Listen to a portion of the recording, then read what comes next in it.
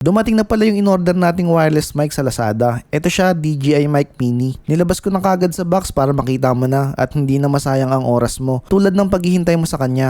Sa loob ng box nga pala ay meron siyang pouch bag, 2 balahibong pusa, isang Type-C adapter, yung mismong mic o yung transmitter, charging dock, receiver, at mga stickers. Meron din siyang kasamang 3.5mm jack para naman ito sa mga DSLR camera at user manual na hindi mo naman binabasa. Parang yung love letter na binigay mo sa kanya nung high school ka pa.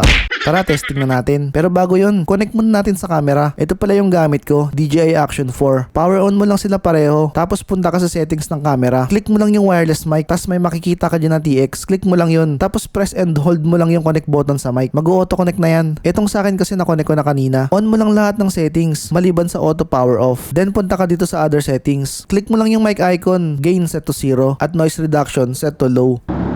Hey, sound check. So yun po, no? What's up sa inyo mga kapugito? Ito po ang ating sound check ng mic. Sound test po natin kung maganda ang pagkakamount natin dito sa gilid ng helmet. So ngayon, naka-close lens ang ating helmet at banayad lang ang ating pagsasalita. Hindi masyadong malakas.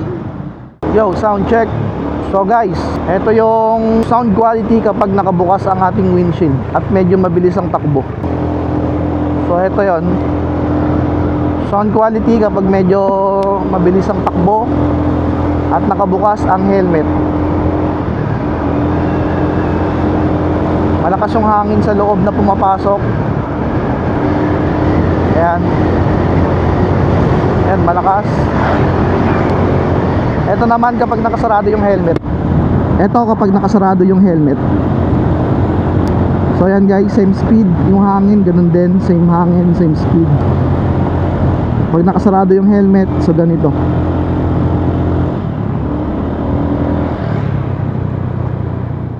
So ginaya ko pala yung style ng mga mongoloid ng mga vlogger. Anong masasabi mo? Mukha na din ba akong mongoloid?